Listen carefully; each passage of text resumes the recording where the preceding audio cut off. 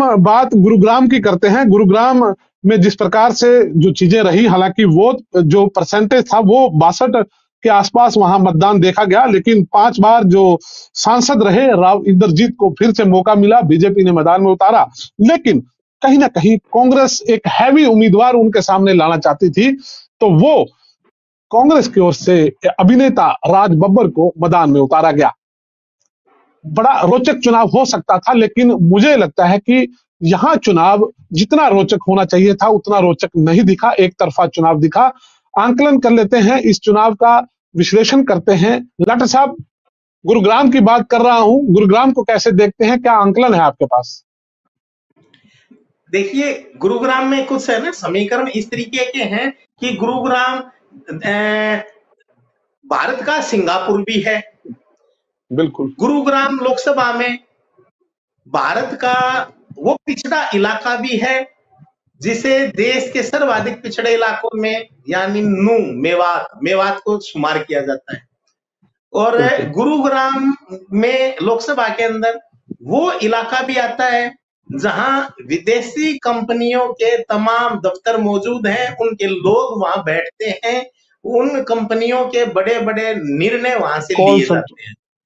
उस गुरुग्राम में वो इलाका भी है जिसे अहिरवाल का गढ़ कहा जाता है, यादवों का गढ़ कहा जाता है। और राव इंद्रजीत को क्योंकि राज परिवार से वो आते हैं, तो आज भी राव इंद्रजीत उनके राजा हैं, राजा की तरह उन्हें सम्मान मिलता है, उस बिरादरी में पूरा सम्मान मिलता है।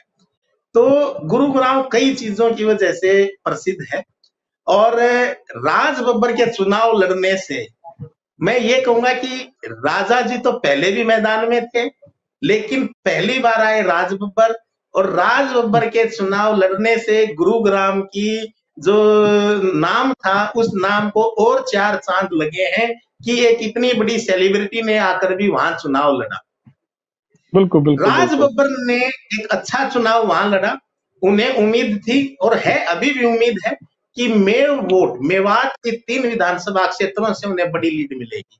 लेकिन गर्मी इतनी ज्यादा थी और वहां तीनों में वोट परसेंटेज उतना नहीं पहुंच पाया, जबकि उम्मीद जो थी वो 80 क्रॉस होने की थी कि वहां 80% से ज्यादा वोट परसेंटेज आएगा, लेकिन वो नहीं आया उतना।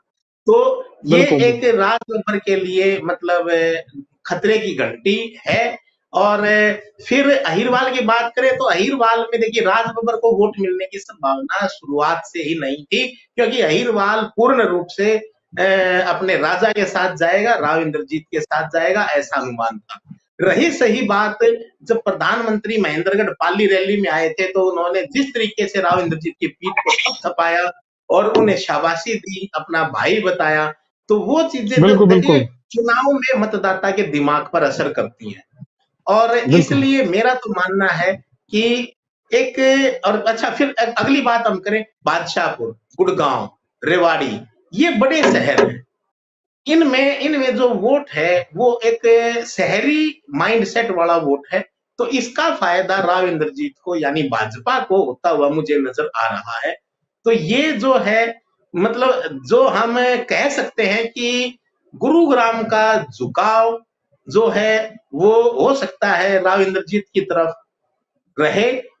अगर राज बब्बर इस सीट पर 1 महीना पहले आकर चुनाव की तैयारी करते तो शायद मुकाबला बेहद करीबी हो सकता था, और उस बेहद करीबी मुकाबले में हो सकता है राज बब्बर अपनी नैया पार भी लगा लेते।